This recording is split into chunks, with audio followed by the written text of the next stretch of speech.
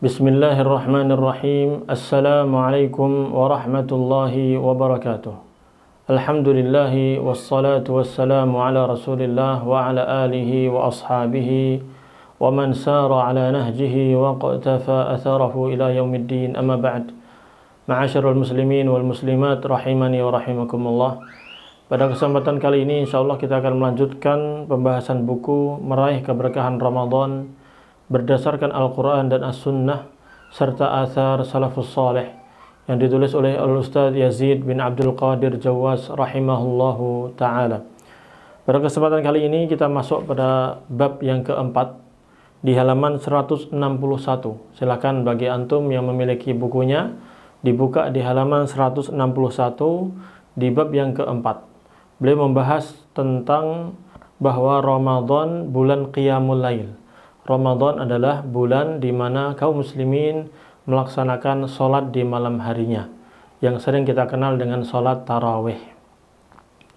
Sholat tarawih, sholat qiyamul lail, sholat tahajud adalah tiga nama untuk satu amalan, yaitu sholat yang dilakukan sejak setelah melaksanakan sholat isya sampai sebelum tibanya waktu subuh. Itulah disebut sholat qiyamul lail, berdiri sholat di malam hari, atau disebut juga tahajud. Ya, nanti ayatnya akan dibawakan oleh Ustaz Yazid rahimahullah ta'ala. Dan juga disebut dengan, kalau di bulan Ramadan dikenal dengan nama tarawih. Nah, terkait dengan keutamaannya, pensyariatannya, dan hal-hal yang berkaitan dengan itu, Al-Ustaz Yazid rahimahullah ta'ala membawakan dalil-dalil dari Al-Quran, dari sunnah Nabi SAW yang sangat banyak sekali. Kita akan bahas di sini di kesempatan kali ini. Allah Subhanahu wa taala berfirman dalam surat Hud, surat yang ke-11 ayat ke-114, "Wa aqimis salata tarafayn nahar wa zulafan minal lail, innal hasanati yudhhibnas sayyi'at, dzalika dzikra lidzakirin." Dan dirikanlah salat itu pada kedua tepi siang, ini pagi dan petang, dan pada sebagian permulaan malam. Sesungguhnya perbuatan-perbuatan yang baik itu akan menghapuskan dosa perbuatan-perbuatan yang buruk. Itulah peringatan bagi orang-orang yang ingat. Allah Subhanahu wa ta'ala telah mensyariatkan sholat sunnah untuk meningkatkan amal manusia dan menutupi segala kekurangan dan kelalaian yang ada. Jadi ini fungsi dari ibadah-ibadah yang sunnah adalah untuk meningkatkan amal kita, agar semakin banyak pahala yang kita raih, sehingga kita menghadap Allah Subhanahu wa ta'ala dalam keadaan memiliki banyak pahala. Sebagaimana hal itu diperintahkan oleh Allah Subhanahu wa ta'ala dalam kitabnya yang agung. Allah Jalla wa'ala berfirman dalam surat Al-Insyirah atau Asy-Syarh, surat yang ke-94 ayat yang ke-7-8. Allah Subhanahu wa ta'ala berfirman, "Fa'idza faraghta fansab wa ila rabbika farghab." Apabila kamu telah selesai melakukan sesuatu, maka hendaknya engkau segera mengerjakan amal-amal yang lainnya, urusan-urusan yang lainnya, dan hanya kepada Rabbmu lah hendaknya kamu mengharapkan pahala. Sahabat Abdullah bin Mas'ud radhiyallahu anhu menjelaskan tentang ayat ini. "Fa'idza faraghta minal fara'idhi fansab fi qiyamil lail." Apabila kalian telah selesai melaksanakan sholat-sholat yang wajib, maka segeralah bersungguh-sungguh dalam melaksanakan sholat malam. Disebutkan dalam tafsir Ibnu Katsir. Imam Mujahid rahimahullah ta'ala juga mengatakan, "Idza faraghta min amrid dunya faqumta ila shalah fansab li rabbika." Jika engkau telah menyelesaikan urusan duniamu, maka bangkitlah untuk mengerjakan sholat, lalu bersungguh-sungguhlah menghadapkan diri kepada Rabbmu, itu Allah Subhanahu wa ta'ala. Juga di antara dalil yang lain yang menunjukkan tentang disyariatkannya salat-salat sunnah adalah hadis yang diriwayatkan dari sahabat yang padanya disebutkan anna rajulan sa'ala an-nabiyya sallallahu alaihi wasallam 'anil Islam. Sesungguhnya ada seseorang yang datang bertanya kepada Rasulullah sallallahu alaihi wasallam tentang Islam itu apa? Kewajiban-kewajiban dalam Islam itu apa saja? Maka Rasulullah Shallallahu Alaihi Wasallam bersabda, khamsu salawatin fil yaumi wal lailah.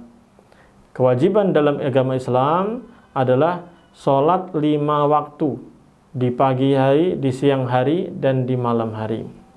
Faqala ar-rajul hal alayya ghairuhunna. Maka seseorang tadi bertanya, apakah saya memiliki kewajiban selain 5 waktu tersebut? Maka Rasulullah SAW bersabda, la illa an tatawwa'a. Tidak ada kewajiban lagi kecuali engkau hanya melakukan amal-amal atau sholat-sholat yang sifatnya sunnah, yang hukumnya apa? Sunnah. Hadis ini sahih diriwayatkan oleh Imam Al-Bukhari, hadis nomor 46, dan juga Imam Muslim, hadis nomor 11. Disyariatkannya sholat-sholat sunnah juga diikuti dengan banyaknya hadis yang menjelaskan berapa besarnya fadilah, keutamaan, pahala yang diperoleh oleh orang-orang yang melakukan amal-amal sunnah atau sholat-sholat sunnah ini.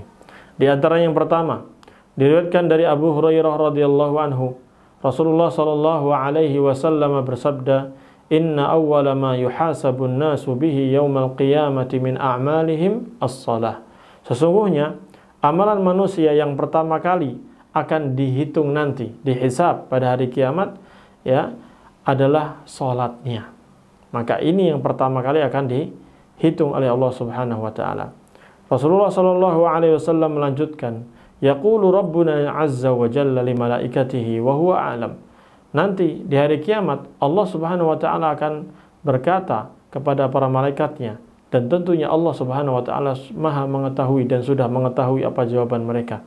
Allah Subhanahu wa taala bertanya kepada mereka, berkata kepada para malaikat, "Unzuru fi salati 'abdi." Lihatlah salatnya hambaku ini bagaimana. Atammaha aw naqasaha. Dia sempurna dalam salatnya, dia menyempurnakan salatnya dengan baik dan benar sehingga dapat pahala yang sempurna, atau berkurang atau kurang salatnya. Ini hanya dapat berapa persennya dari pahala salat yang asli. Fa in kanat tammatan kutibat lahu tammah. Kalau salatnya ternyata sempurna, maka dicatat dengan sempurna. Wa in kana intaqasa minha syai'an qala unzuru hal li'abdi min tatawwu'. Fa in kana lahu tatawwu'un qala atimmu li'abdi faridatahu min tatawwu'ihi thumma tu'khadul a'malu 'ala dzalik. Nah, dilihat dulu kalau ternyata amalan hamba tersebut, salatnya hamba tersebut itu kurang pahalanya, kurang sempurna, maka Allah Subhanahu wa taala akan berfirman kepada para malaikat, lihatlah apakah hambaku tersebut memiliki amal-amal sunnah? Adakah salat-salat sunnah yang dia lakukan? Kalau ternyata dia memiliki amal sunnah, maka Allah Subhanahu wa taala akan berfirman, atimmu li'abdi faridatahu min tatawwu'ihi. Sempurnakanlah untuk hambaku ini, sempurnakanlah salat-salat wajibnya dengan salat-salat sunnah yang dia kerjakan itu. Kemudian amal-amal soleh yang lain pun dilakukan seperti itu. Ini dilihat dulu yang wajib-wajib. Kalau ternyata yang kewajiban ini kurang, ya, kurang sempurna, maka disempurnakan dengan puasa atau amalan-amalan yang sunnah. Disempurnakan dengan amalan-amalan yang sunnah. Hadis ini sahih diriwayatkan oleh Imam Abu Dawud, At-Tirmidzi, dan beliau mengatakan hadis ini hasan gharib dari jalur ini. Imam An-Nasa'i, Imam Ahmad, Al-Baihaqi, ini juga Al-Baghawi, mereka meriwayatkan hadis tersebut, dan Syekh Al-Albani sahih rahimahullah, dan disahihkan oleh Syekh Al-Albani dalam kitab Sahih Sunan Abi Dawud dan juga Sahih Targhib wa Tarhib. Hadis ini menunjukkan bahwa yang pertama, pentingnya masalah salat. Ya, hadis ini menunjukkan beberapa hal. Ini hadis khusus yang sangat mulia. Yang pertama, pentingnya masalah salat. Bahwa salat ini adalah yang pertama kali akan dihitung oleh Allah Subhanahu wa taala. Ini penentunya. Kalau salatnya baik, maka amal saleh yang lainnya pun dianggap baik. Tapi kalau salatnya buruk, wah, na'udzubillah min dzalik. Hendaknya kita perhatikan. Kemudian yang kedua, bahwa seluruh amal baik dan buruknya itu tergantung pada tauhid dan salatnya. Kalau tauhidnya benar, salatnya benar, maka insya Allah amal-amal yang lain dianggap benar, dianggap baik. Ya, ini yang menentukan. Tapi kalau tauhidnya buruk, apalagi salatnya juga buruk, maka waspadalah, hati-hati. Kemudian yang ketiga, hadis ini menunjukkan bahwa hubungan seorang hamba dengan Allah Tabaraka wa Ta'ala yang pertama kali dihitung adalah masalah sholat. Kalau urusan dengan manusia, itu yang pertama kali akan dihitung, nanti akan ditanya adalah tentang darah, membunuh atau tidak. Tapi kalau berkaitan dengan Allah Subhanahu wa Ta'ala, hak Allah Subhanahu wa Ta'ala, maka sholatnya yang akan menentukan. Kemudian faedah yang keempat, wajib mengerjakan sholat yang 5 waktu dengan ikhlas dan sesuai dengan contoh Rasulullah Sallallahu Alaihi Wasallam, agar amal-amal kita itu betul-betul sempurna nanti di hari kiamat, dihitung sama Allah Subhanahu wa Ta'ala. Yang kelima, dianjurkan mengerjakan sholat-sholat sunnah untuk melengkapi kekurangan dari sholat yang wajib. Makanya minimal sholat rawatib itu jangan sampai telat, jangan sampai hilang. Ya, sholat rawatib itu apa aja? Ya, qobliyah subuh, ya 2 rakaat sebelum sholat subuh, kemudian 4 rakaat sebelum sholat zuhur, kemudian 2 rakaat setelah sholat zuhur, atau sebagian riwayat 4 rakaat setelah sholat zuhur, kemudian 2 rakaat setelah sholat maghrib, dan 2 rakaat setelah sholat isya. Ini disebut sholat rawatib. Ada juga amal-amal sunnah yang lainnya, sholat duha, qiyamul lail, tahajud, ya sama aja, sholat tarawih juga sama aja. Atau yang belum disebutkan tadi, 4 rakaat, ya 4 rakaat sebelum sholat asar, itu ada sunnahnya. 2 rakaat setelah azan maghrib sebelum sholat wajibnya.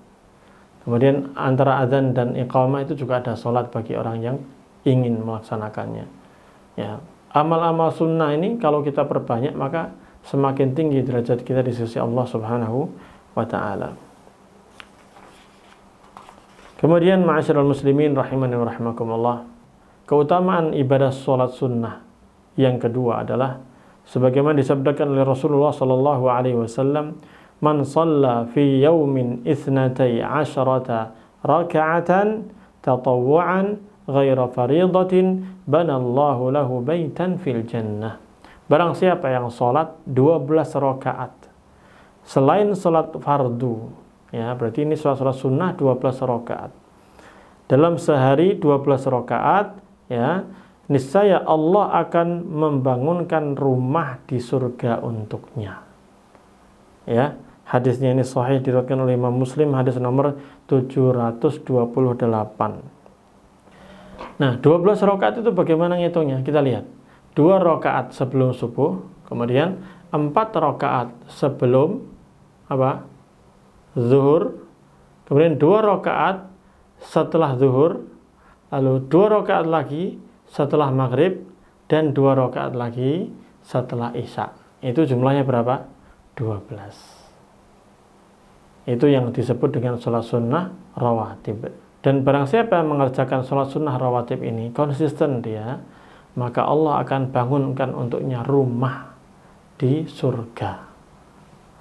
Nah, ini keutamaannya besar, jangan ditinggalkan. Yang ketiga, diriwayatkan dari Rubai'ah atau Rabi'ah. Ada yang mengatakan Rubai'ah, di sini disebutkan Rubai'ah. Ada disebutkan juga Rabi'ah bin Ka'ab al-Aslami radhiyallahu anhu, dia mengatakan, kuntu ma'a Rasulillah sallallahu alaihi wasallam. Dulu saya pernah bersama Rasulullah sallallahu alaihi wasallam. Fa ataituhu biwudu'ihi wa hajatihi. Lalu saya melayani beliau dengan membawakan air wudunya beliau dan semua keperluan beliau. Maka Rasulullah sallallahu alaihi wasallam berkata kepadaku, sal, mintalah. Faqultu, maka aku mengatakan, as'aluka murafaqataka fil jannah. Ya Rasulullah, saya minta kepada engkau agar aku bisa menemanimu di surga. Maka Rasulullah SAW bersabda, awa ghaira dzalik, ada lagi enggak selain itu? Mungkin urusan lain, urusan dunia ataupun apa yang engkau inginkan, minta saja kepada saya kasih. Ya, maka Rabi'ah atau Rubai'ah bin Ka'ab al-Aslami rahimahullah ta'ala beliau mengatakan, qultu huwa dzaka, itu saja ya Rasulullah, hanya itu saja. Maka Rasulullah SAW bersabda, fa'inni ala nafsika bikathratis sujud. Kalau memang itu permintaan engkau, maka bantu saya dengan memperbanyak sujud, memperbanyak sholat sunnah. Sehingga dengan memperbanyak sholat sunnah itu Allah akan mudahkan engkau bisa menemaniku di surga.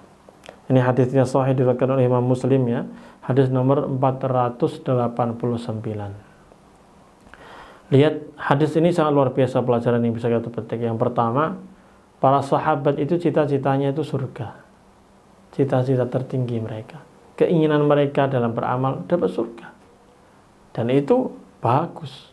Sehingga ketika ini sahabat Rubaiyah atau Rabi'ah bin Ka'ab al-Aslami radhiyallahu anhu ketika ditanya, minta wahai Rabi'ah, mintalah kepadaku. Minta apa? Gitu kan? Kalau kita disuruh minta apa ini?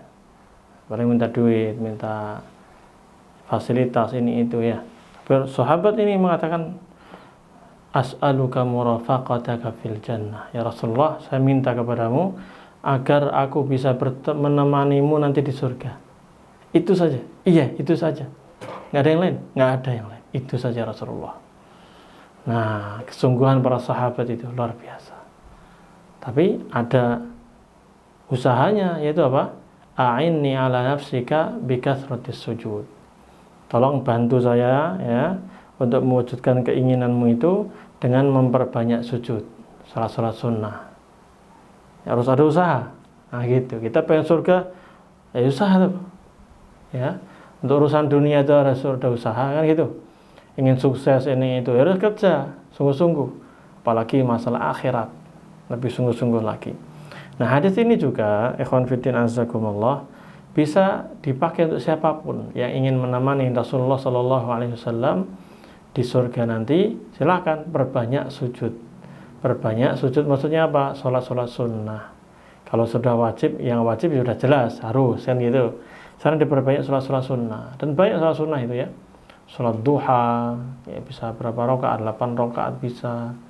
Sholat mutlak juga bisa, tahiyatul masjid, sholat wudhu, ya, sholat antara azan dan iqamah. Tadi sholat rawatib sudah disebutkan ya, sudah disebutkan juga sebelum 4 rakaat sebelum asar, kemudian antara azan dan iqamah sudah tadi ya, kemudian antara ba'da isya sampai menjelang subuh itu sholat tahajud, sholat qiyamul lail, sholat tarawih, sholat witir sama itu ya. Istilahnya aja yang beda-beda. Sholat witir itu yang ganjilnya gitu. Nah, itu semuanya banyak. Perbanyak ibadah sholat, maka Allah akan tinggikan derajat kita. Dan kita bisa menemani Rasulullah Sallallahu Alaihi Wasallam di surga. Barakallahu fikum. Baik. Manfaat yang keempat. Ini manfaat atau fadilah, keutamaan melakukan ibadah-ibadah sholat sunnah. Yang keempat adalah sebagaimana diriwayatkan dari Mi'dan ya, dari Mi'dan bin Abi Talhah Al-Ya'mari yang mengatakan, aku bertemu Thauban, bekas budak Rasulullah Shallallahu Alaihi Wasallam. Lalu aku katakan kepadanya, beritahukan kepadaku tentang amal ibadah yang jika aku lakukan maka Allah akan memasukkanku ke dalam surga. Ia pun terdiam. Aku pun bertanya lagi, ia masih terdiam. Ya, saya tanya berulang-ulang, dia masih diam aja. Lalu aku bertanya lagi ketiga kalinya, akhirnya ia berkata, aku telah menanyakan masalah ini kepada Rasulullah Sallallahu Alaihi Wasallam. Lalu Rasulullah Sallallahu Alaihi Wasallam bersabda, alaika bikathratis sujudi lillah, fa innaka la tasjudu lillahi sajdatan illa rafa'aka Allahu biha darajatan wa hatta biha anka khati'atan. Hendaknya engkau memperbanyak sujud kepada Allah. Maksudnya bukan sujud saja, tapi ya salah sunnahnya itu maksudnya. Jadi jangan pahami sendiri hadis ini. Ini hadis ini maksudnya perbanyak sujud adalah memperbanyak sholat-sholat sunnah. Demikian maksudnya. Ya, perbanyaklah engkau melakukan sujud kepada Allah. Yani sholat-sholat sunnah diperbanyak. Fa innaka la tasjudu lillahi sajdatan. Tidaklah, karena sesungguhnya engkau tidak melakukan sujud kepada Allah satu kali sujud saja, kecuali Allah akan angkat derajatmu satu derajat dengan sekali sujud. Nah, dan Allah akan hapuskan satu kesalahan dengan sujudmu itu. Ini hadisnya luar biasa ya. Sehingga Mi'dan berkata, selanjutnya aku menemui Abu Darda radhiyallahu anhu. dan aku tanyakan masalah ini kepada beliau, dan beliau juga menjawab seperti jawaban yang diberikan oleh Thauban. Ini hadisnya diriwayatkan oleh Imam Muslim, hadis nomor 488. Jadi luar biasa, sholat sunnah, apapun sholat sunnahnya, termasuk yang pembahasan kita ini qiyamul lail, sholat di malam hari, ya, sholat di malam hari, sholat tarawih kalau Ramadan itu, ya, dikenalnya demikian. Nah ini keutamanya banyak sekali, ya. Di sini belum membawakan pembahasan yaitu bahwa disukai mengerjakan sholat sunnah di rumah. Lebih ditekankan untuk mengerjakan sholat sunnah itu di rumah, tidak diketahui oleh siapapun, karena itu lebih mendekatkan diri kepada keikhlasan. Nah, adapun sholat tarawih maka ya di masjid dianjurkannya. Demikian yang dilakukan oleh Rasulullah SAW dan para sahabat sampai ke generasi kita, para ulama-ulama menganjurkan kalau sholat tarawih dianjurkannya kapan? Di masjid. Nah, kecuali ibu-ibu. Kalau ibu-ibu tetap lebih utama di mana? Di rumahnya. Hal ini berdasarkan hadis yang sahih. Ya, sholat di rumah, sholat sunnah di rumah itu lebih utama. Itu berdasarkan hadis yang sahih diriwayatkan dari sahabat Jabir bin Abdullah radhiyallahu anhu bahwa Rasulullah sallallahu alaihi wasallam bersabda, "Idza shalla ahadukum as-salata fi masjidihi falyaj'al li baitihi nasiban min salatihi, fa inna Allah 'azza wa jalla ja'ilun fi baitihi min salatihi khairan." Apabila salah seorang di antara kalian salat di masjid, maka hendaknya ia juga jadikan sebagian dari salatnya itu di rumahnya, karena Allah Azza wa Jalla akan memberikan kebaikan dalam rumahnya dari salatnya itu. Hadis ini sahih diriwayatkan oleh Imam Muslim, hadis nomor 778. Jadi kalau kita laki-laki kan salatnya wajibnya di mana? Di masjid. Sudah dapat jatah di masjid. Maka sebagian salatnya, salat sunnah terutama, itu sangat dianjurkan untuk di rumah. Biar rumah ini tidak seperti kuburan, ya, yang hanya digunakan untuk makan, tidur, ketawa-tawa, tidur sudah. Ya, tapi gunakan rumah ini untuk membaca Al-Quran, untuk sholat sunnah dan lain sebagainya, sehingga rumah itu akan mendapatkan kebaikan. Di sini Rasulullah SAW menyatakan Allah Subhanahu Wa Taala akan menjadikan kebaikan di rumahnya ini karena disebabkan oleh apa? Sholat yang dia lakukan. Di sholat yang dia lakukan di rumah itu akan menjadi kebaikan bagi rumahnya dan juga rumah tangganya. Kalau ingin menjadi keluarga yang sakinah, mawaddah, warahmah, hidupkan amal-amal sholat sunnah. Amalan-amalan sunnah, diantaranya sholat sunnah, ini hidupkan di rumah kita. Membaca Al-Quran di rumah, kajian, ya, atau belajar bersama istri, bersama anak-anak di rumah. Hidupkan, sehingga rumah itu betul-betul bermanfaat. Dan diriwayatkan dari sahabat Zaid bin Thabit radhiyallahu anhu bahwa Rasulullah sallallahu alaihi wasallam bersabda, "Fa'alaikum bis-salati fi buyutikum, fa inna khaira salatil mar'i fi baitihi illa as-salatal maktubah." Hendaknya kalian melaksanakan sholat di rumah-rumah kalian. Di rumah itu gunakan untuk sholat juga. Nah, ini perintah dari Rasulullah sallallahu alaihi wasallam. Karena sesungguhnya sebaik-baik sholat seorang hamba adalah yang dilaksanakan di rumahnya, kecuali sholat yang sifatnya wajib. Maka hadis ini dengan jelas menyatakan kepada kita, Rasulullah SAW memerintahkan kita untuk sholat di rumah. Sholat-sholat sunnah itu afdolnya di rumah, itu lebih baik, ya, sehingga lebih ikhlas, ya, lebih terjaga, dan juga bisa menjadi contoh bagi istri dan anak-anak kita. Anak-anak akan melihat kita sholat, sehingga mereka ingin menirukan. Nanti lama-lama belajar sholat, kenal sholat. Dan itu yang kita harapkan. Ada generasi umat ini yang rajin melaksanakan sholat. Dan itu pahalanya lebih besar daripada kita melakukan di masjid. Ya, itu. Kecuali sholat wajib. Sholat wajib laki-laki ya wajib ke masjid. Warka'u ma'ar raki'in, rukuklah kalian bersama orang-orang yang rukuk, maksudnya sholat wajib berjamaah di masjid. Itu laki-laki, kalau perempuan ya di rumah. Hadis ini sahih tadi ya, diriwayatkan oleh Imam Al-Bukhari, hadis yang nomor 6113 dan juga Imam Muslim hadis nomor 781. Anjuran dalam hadis-hadis di atas bersifat umum yang meliputi semua jenis sholat sunnah rawatib dan sholat sunnah secara mutlak, kecuali sholat-sholat sunnah yang menjadi bagian dari syariat syiar-syiar agama Islam seperti sholat id, sholat gerhana, dan sholat istisqa. Ya, sholat id, sholat gerhana, sholat istisqa, ini para ulama berbeda pendapat tentang hukumnya. Kalau di sini Ustaz Yazid rahimahullah ta'ala berpendapat itu termasuk sholat yang sunnah. Ya, sebagai ulama mewajibkannya. Nah, ya, termasuk sholat-sholat sunnah, ya. Jadi lebih utama apa tadi? Lebih utama di rumah. Kecuali sholat-sholat sunnah yang menjadi bagian dari syiar-syiar agama Islam. Seperti sholat id, idul fitri, idul adha, itu di lapangan. Atau sholat gerhana, itu kan juga harus kelihatan, kayak di rumah. Maksud sholat gerhana bukan di rumah, di luar, di masjid. Ya. Dan juga sholat istisqa, ini bisa di masjid, juga bisa di lapangan. Ini sebagaimana disebutkan dalam kitab Syarah Sahih Muslim karya Imam An-Nawawi rahimahullah ta'ala di jilid yang ke-6 halaman 67.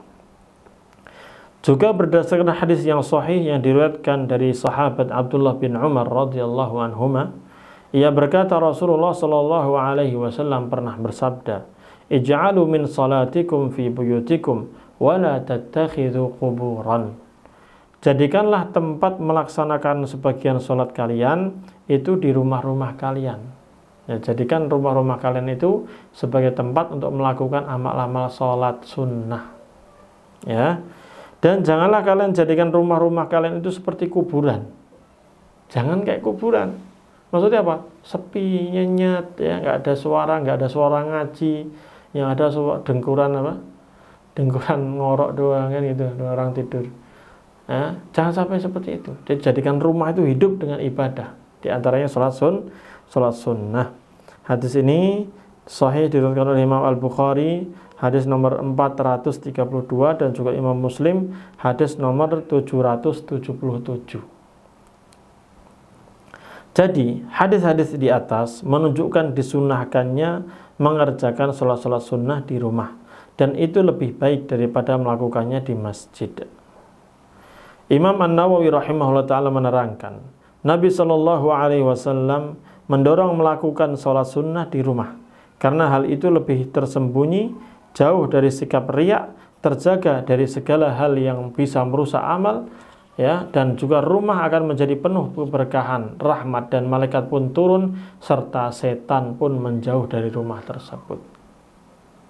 Ini disebutkan dalam kitab beliau Syarah Sahih Muslim karya Imam An-Nawawi rahimahullah ta'ala tadi di jilid yang sama, ya, jilid yang ke-6 halaman 67. Jadi kalau rumah kita ingin diberkahi, ingin dirahmati, ya, didatangi oleh para malaikat, dijauhkan dari godaan syaitan, maka jadikan rumah kita sebagai tempat untuk ibadah, ya, untuk sholat sunnah, membaca Al-Quran, ta'lim, kajian, ataupun membaca buku-buku yang bermanfaat, membaca Al-Quran, belajar, dan terusnya. Sehingga Allah Subhanahu wa ta'ala akan berkahi rumah kita, akan rahmati rumah kita. Nah, inilah pembahasan ringkas di awal bab yang keempat ini berkaitan dengan apa? Ibadah sholat sunnah, ya, secara umum, ya. Di antaranya pembahasan kita nanti tentang sholat tarawih di bulan Ramadan. Jadi ini sangat luar biasa besarnya. Ibadah sholat sunnah itu pahalanya besar. Jangan kita tinggalkan, jangan kita remehkan. Pahalanya besar. Tadi telah kita bahas hadis-hadisnya. Itu perintah dari Allah Subhanahu wa ta'ala bahwasanya kebaikan-kebaikan ini, sholat sunnah ini bisa menghapus dosa-dosa kita, kesalahan-kesalahan kita, ya. Dan sholat sunnah ini akan menyempurnakan sholat kita yang wajib. Sholat wajib kita mungkin ada kekurangan, sering telat mungkin, atau bolong-bolong, atau enggak khusyuk, ya, hingga banyak kekurangannya. Kita harus tobat kepada Allah dan ditempel dengan apa? Disempurnakan dengan sholat sunnah kita ini, akan menyempurnakan pahalanya. Sehingga sholat kita lengkap dan Allah akan terima, dan itu yang menentukan nasib kita nanti di akhirat kelak. Kemudian tadi sholat sunnah yang 12 rakaat, ya, sholat sunnah rawatib itu kita jaga agar Allah Subhanahu wa taala membangunkan untuk kita rumah di surga. Yang ketiga tadi adalah kalau kita memperbanyak sholat sunnah, maka kita akan bisa menemani Rasulullah SAW di surga.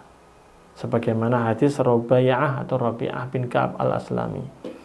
Dan juga yang keempat, ya, keutamaan sholat sunnah, memperbanyak sholat sunnah, maka satu sujud saja itu bisa meningkatkan 1 derajat kita di surga dan bisa menghapuskan dosa kita. 1 sujud dihapuskan 1 dosa, ya.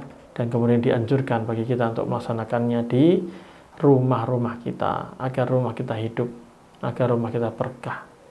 Walaupun boleh nggak usah di masjid sholat sunnah, boleh saja untuk memotivasi yang lain mungkin yang nggak tahu hukumnya. Tapi kalau bisa di rumah itu lebih afdol, lebih utama. Demikian ma'asyiral muslimin rahimani wa rahimakumullah berkaitan dengan disyariatkannya sholat sunnah, keutamaannya dan adab-adabnya atau dianjurkannya kita untuk melaksanakannya di rumah kita.